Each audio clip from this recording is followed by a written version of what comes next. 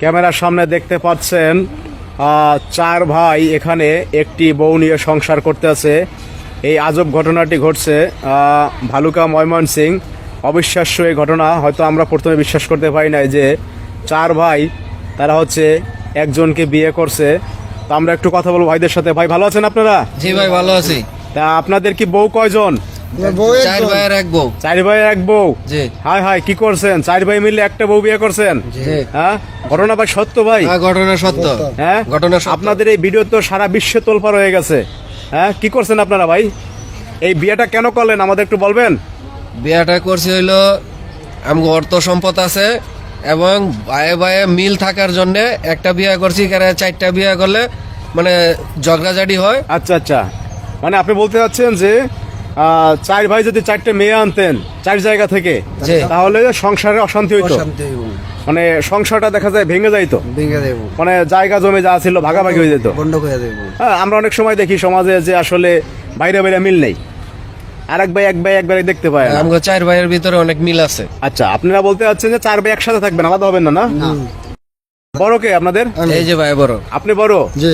মানে এই মানে সিদ্ধান্তটা কেন নিলেন একটু বলেন তো আমাদের। সিদ্ধান্তটা নিছি আপনার মনে হয় চার জায়গাতে চারটা বউ আনলে আচ্ছা, চারটা জাল হইতো, হ্যাঁ, তখন ঝগড়াঝাটি ও সংসারের মধ্যে অশান্তি হোক, এই জন্য আমরা চিন্তা মানে ভাবনা করি চার ভাই আলাদা হয়ে যাওয়া লাগতো, আলাদা হওয়া হলো। জায়গা জমি সব ভাগবন্টন হয়ে যেত।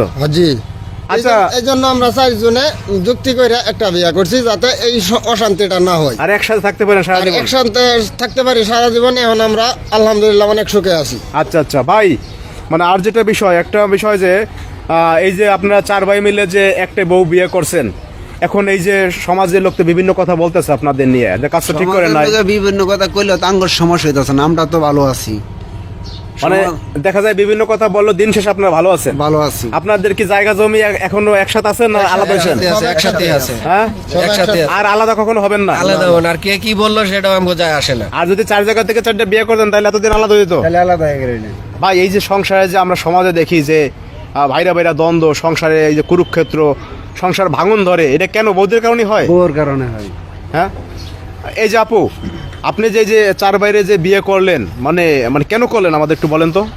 ভাইয়া দেখেন, যদি চারটে বিয়ে করতাম, আমার বাসুর বা আমার দেবর চারটে আমার যা হইতো, যাগোর সাথে একদিন দুই দিন ভালো থাকতো, তারপর কথা না কাটাকাটি, মারামারি, ঝরগা। আর সবচেয়ে বড় কথা, হ্যাঁ, একটা মেয়ের ভালো একটা মেয়ে রাখতে পারে না, একটা মেয়ের শত্রু একটা মেয়েই দ্বারা। আচ্ছা, আপনি বলতে চাচ্ছেন যে এই যে আপনারা যেন চারজন যা হইতেন, তাহলে এই চারজনের মধ্যে দেখা যায় যে আপনার একটা কুরুক্ষেত্র তৈরি হইতো। হ্যাঁ। মানে মেয়েদের সুখটা মেয়েরা দেখতে পারে না। হ্যাঁ, আপনারা যে এই যে চার ভাই মিলে যে একটি বউ বিয়ে করে যে একটা মানে ঐতিহাসিক ঘটনা আপনারা ঘটাইছেন, মানে এটা সারা মানে আমাদের জন্য নজির আসলে, যে এরকম ঘটনা সচরাচর আমরা দেখি না।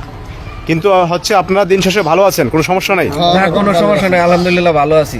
এখন মনে করেন একসাথে খাইতেছেন সবাই? একসাথে এক পাতিলে এক পাতিলে পাক হইতেছে সব? সব এক পাতিলে। আচ্ছা আচ্ছা, তো যাই হোক দর্শক ভাইয়েরা, আপনারা তো শুনলেন যে কেন তারা চার ভাই একটি বউ বিয়ে করে সংসার করতে আছে।